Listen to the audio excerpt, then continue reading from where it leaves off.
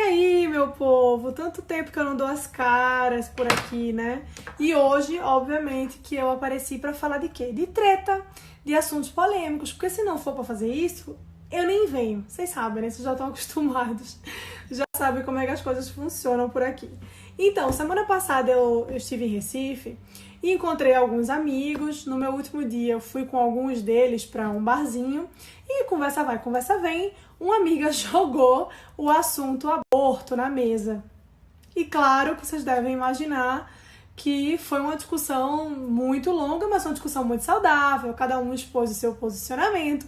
Eu expus o meu, né? Eu sou radicalmente contra. E aí eu queria aproveitar o ensejo para falar desse tema aqui com vocês também. Primeiro porque o assunto ainda tá fresco na minha cabeça. E segundo porque eu já prometi isso uma caralhada de vezes e não cumpri. Então hoje é o dia. Hoje vamos falar sobre aborto. Inclusive, eu demorei para falar de aborto aqui porque esse é um assunto muito delicado. Não é fácil falar sobre aborto, né?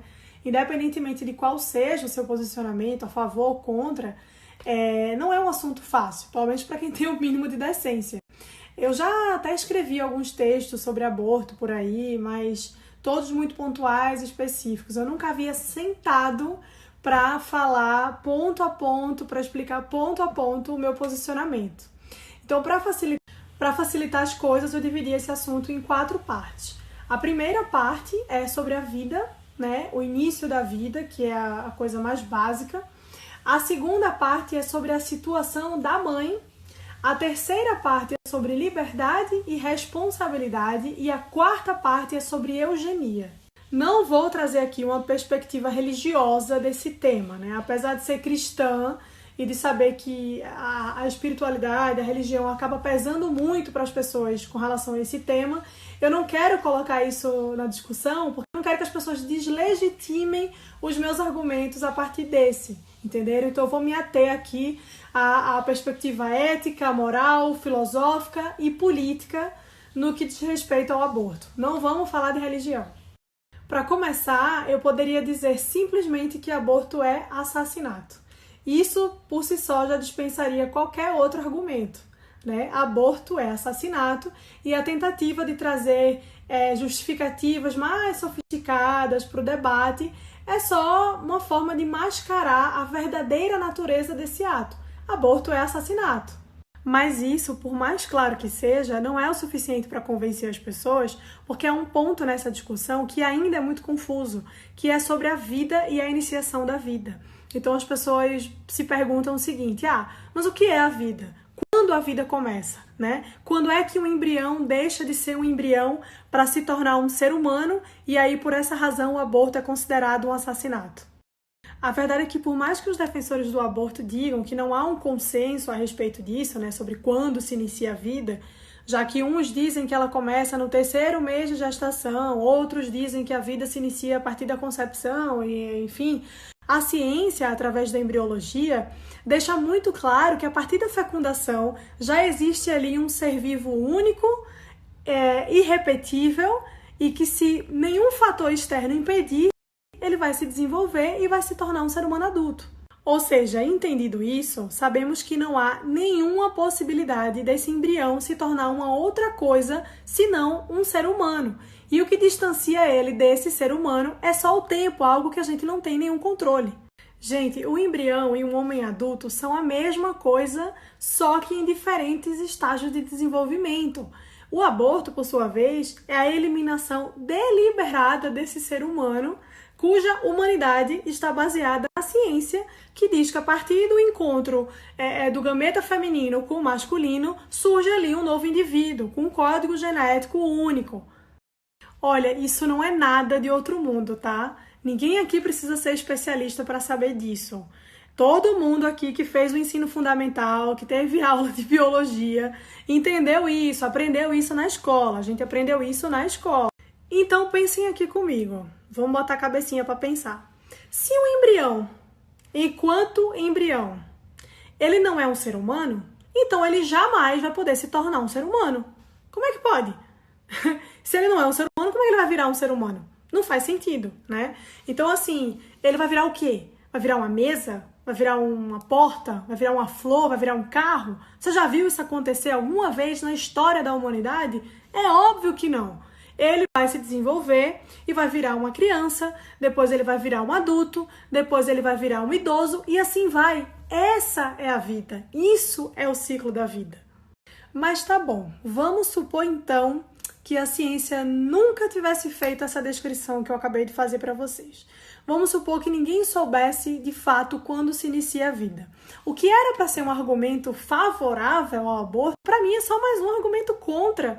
Porque assim, se ninguém sabe quando se inicia a vida, se ninguém tem certeza de quando aquilo ali é um ser humano, então você vai assumir o risco de ser um assassino? O que eu acho engraçado nessa discussão sobre quando começa a vida é que alguns especialistas falam que a vida começa a partir do 3º mês de gestação, né? E aí eu fico me perguntando o seguinte, tá bom, e o que é que tava ali no útero daquela mãe até o 2º mês, 31º dia, 23 horas e 59 minutos? O que era que tava ali? Era, sei lá, uma caneta. Era uma caneta que estava no útero daquela mãe e aí num passe de mágica, quando o relógio bateu 24 horas, que deu o 3º mês, que nem Cinderela, aí virou um ser humano. Vocês estão entendendo como isso não faz o menor sentido? Pois é. Aí você vai dizer assim pra mim, tá bom, Mariana, tudo bem, você me convenceu. É uma vida, tá? É uma vida que está ali no ventre daquela mãe. Mas não é uma pessoa. Não é uma pessoa, é uma vida, mas não é uma pessoa, não tem direito como pessoa, né? Porque isso só vai acontecer a partir do momento que aquele ser humano tiver consciência de si mesmo, quando ele adquirir consciência de si mesmo. Até lá, ele é só um ser humano, mas ele não é uma pessoa. Então, se não é uma pessoa, a mãe pode abortar, né? Ele pode ser eliminado. Veja, se ele é uma vida, se é um ser humano, mas ele não é uma pessoa e ele não tem direitos, então ele pode ser eliminado. Ah, entendi. Então, partindo dessa premissa, as crianças, né, os bebês recém-nascidos, os deficientes mentais, os velhinhos que não estão mais lúcidos, todos eles podem ser assassinados. Não é isso? Não é isso que você está me dizendo? Ué, se você está dizendo para mim que ele só é uma pessoa e ele só tem direito à vida quando ele tiver consciência, qualquer pessoa que não tenha consciência não tem direito a viver, inclusive quem está em coma. Então, vamos matar todas essas pessoas? Vamos? Ah, não vamos? Por que não vamos? Sabe por que a gente não vai fazer isso? Porque a gente tem respeito pela vida dessas pessoas. E por que a gente tem respeito pela vida dessas pessoas, mas não tem respeito pela vida de um feto? Essas pessoas não foram um feto um dia? Você não foi um feto um dia? Gente, o nascituro, ele é o mais indefeso e inocente dos seres humanos, de todos. É por essa razão que a proteção da vida deles e do direito deles tem que ser ainda mais incisiva. E tem mais, quem tem que lutar por isso, quem tem que protegê-los somos nós, porque eles não podem fazer isso sozinhos, eles são incapazes. A gente é que tem que fazer isso por eles. Aí agora, pra gente entrar no próximo ponto da nossa discussão, você vai dizer assim pra mim, nossa, eu peguei uma fita aqui do nada. Mariana, tudo bem, beleza, entendi tudo, você tem razão, mas e a mãe? E a mãe dessa criança? Ela é obrigada, a mulher é obrigada a ter uma gravidez indesejada? O feto tem mais direito do que ela? Gente, de uma vez por todas, entendam o seguinte, aborto não é sobre a valorização da mulher. Aborto é um desprezo profundo pela vida humana. Mas é importante deixar claro que quando a gente diz que devemos proteger a vida desde a concepção, a gente não está, ao mesmo tempo, dizendo que a vida dessas mulheres não é importante. A gente não está dizendo que não se deve ter compaixão por elas. Não é isso. Deve ter, é óbvio. A vida delas também importa muito, é claro. O que a gente está dizendo é que o aborto não deve ser a opção para cessar o drama que é vivido por essas mulheres, né? Não vai ser, prestem atenção nisso, não vai ser tirando a vida do próprio filho no próprio ventre que os problemas dessa mãe vão ser resolvidos. Muito pelo contrário, né? Isso vai ser mais um problema, mais um drama, mais um trauma na vida dessa pessoa. E o nosso papel diante disso é simplesmente acolher essas mães e essas crianças. É mostrar que eles são amados, é mostrar que eles são dignos, dignos, quem sabe, ajudar no encaminhamento para adoção, porque, obviamente, uma mãe abandonar um filho é crime, mas ela pode fazer entrega legal. Então, assim, se você não quer ter esse filho, se você não quer criar esse filho, se você não ama esse filho, deixa que ele faça parte de outra família, mas, pelo amor de Deus, não mate. E aí, depois de tudo isso, você vai virar para mim e falar assim, Mariana, beleza, mas a mulher tem o direito de abortar, é o corpo dela. Ela faz o que ela quiser com o corpo dela. E você tem razão. Ela faz o que ela quiser com o corpo dela, pode tacar fogo se ela tiver afim. Nem aí. O problema é que aquilo ali não é o corpo dela. Você entendeu? Aquilo ali não é uma extensão do corpo dela. Aquilo ali é um outro corpo, é o corpo de outra pessoa. Então ela pode fazer o que ela quiser com o corpo dela, mas com o corpo de outra pessoa, não. Não, é o corpo dela sim. É bonito? Então me fala. Você já viu por aí uma mãe andando na rua com 2 cabeças, 4 braços, 2 sistemas nervosos, 2 corações pulsando no peito? É óbvio que não, né? E ainda no que diz respeito à mãe, à mulher, nessa história, entra aí o meu terceiro ponto, que é sobre liberdade e responsabilidade. Eu sempre falo isso aqui pra vocês. Liberdade sem responsabilidade é libertinagem, meu povo. Como diria o Rasta, é bigodagem. Então, assim, você é livre pra fazer o que você quiser, né? Desde que não seja contra a lei. Tudo bem, você faz as suas escolhas.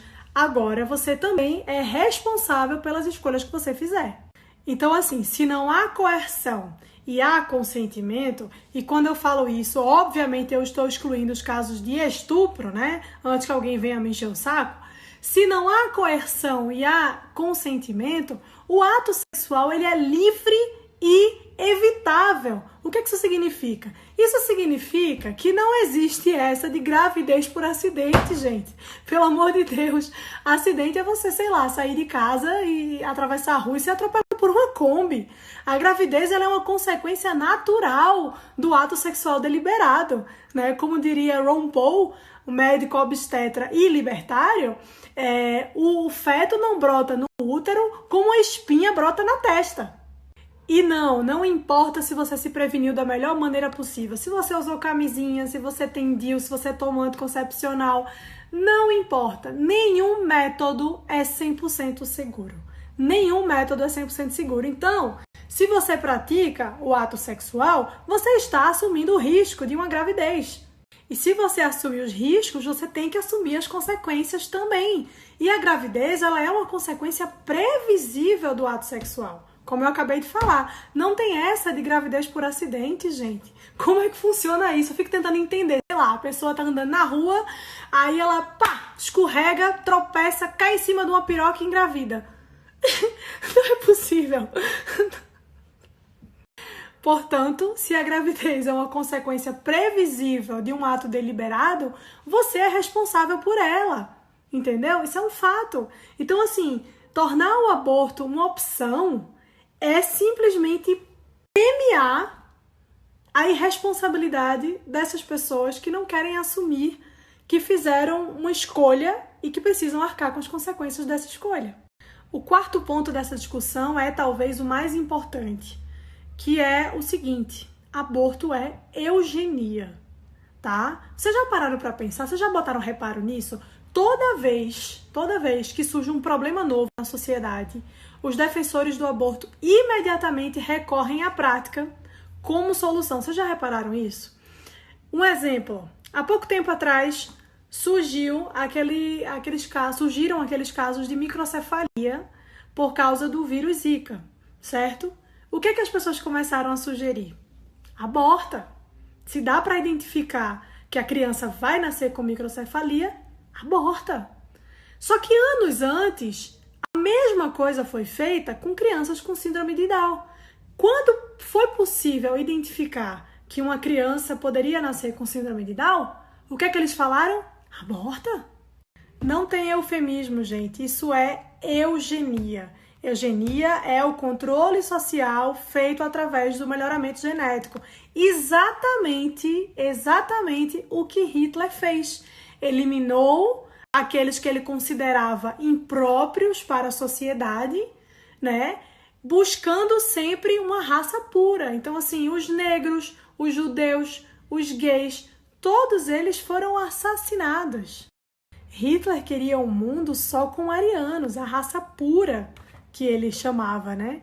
Então, assim, aborto é holocausto, gente. Aborto é um holocausto moderno, né? Então, assim, no século passado, as pessoas ficavam escandalizadas com o que os nazistas faziam para preservar a pureza da raça.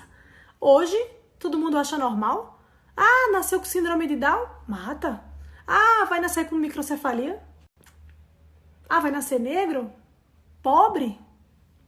Eugenia. A propósito, já que eu falei de pobre, vocês já repararam que tem um monte de defensor aí que acha que o aborto é solução para a pobreza? Vocês nunca ouviram não alguém dizer assim, ah não, mas o menino vai nascer pobre, o menino não vai ter o que comer, vai viver na miséria, mas a mãe abortar. Então quer dizer que você não gosta de pobre? Quer dizer que você acha que pobre não tem direito à vida?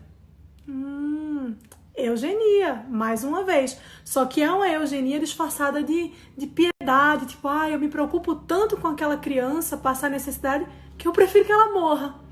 Não é incrível? E aí tem outra coisa que é o seguinte, se você for partir dessa lógica, então a gente tem que assassinar todos os moradores de rua, tem que assassinar todos os mendigos. Ué, eles são pobres, eles não têm uma vida digna.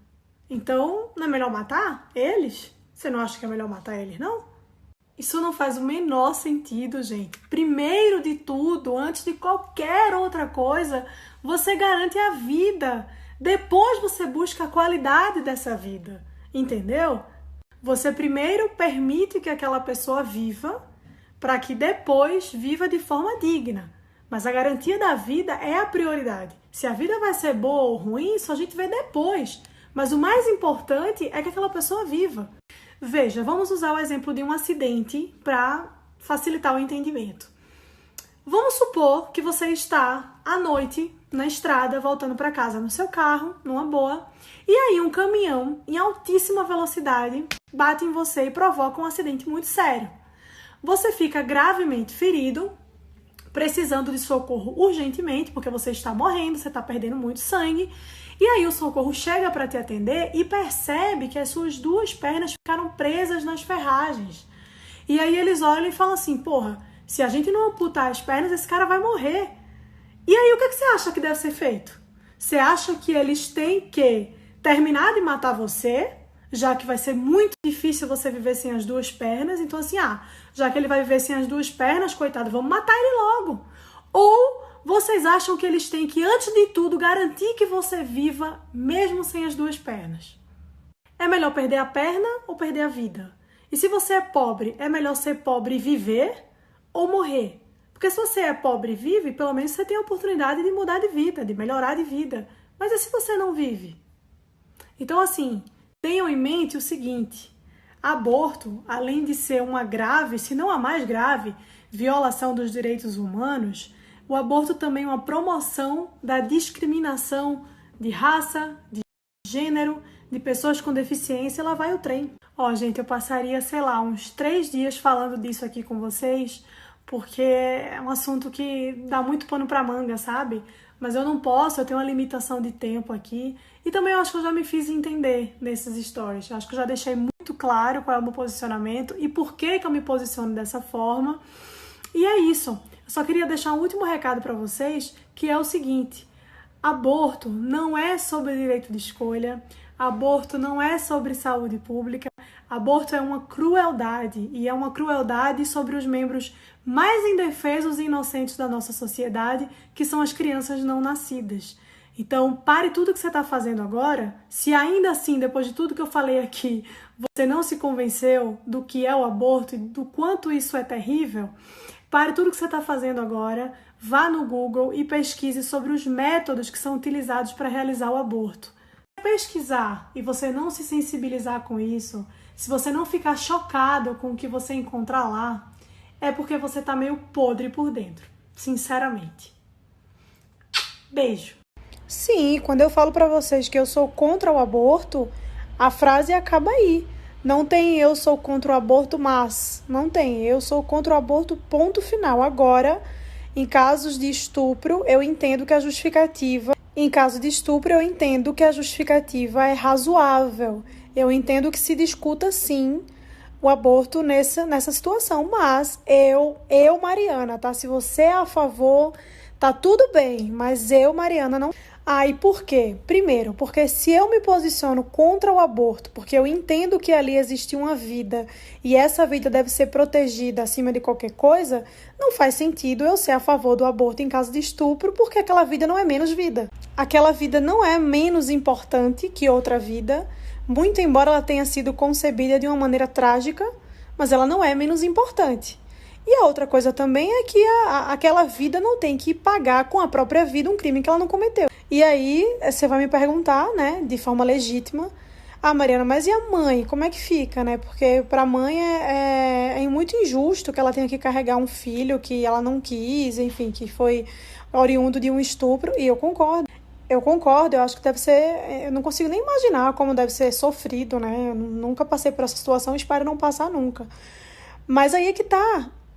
O que deve ser combatido, vocês entendem, é o estupro. Deve-se criar meios, né, mecanismos para que os estupros não aconteçam, para que os caras não estuprem mais. E, portanto, as mulheres não engravidem de um estupro. Vocês estão entendendo?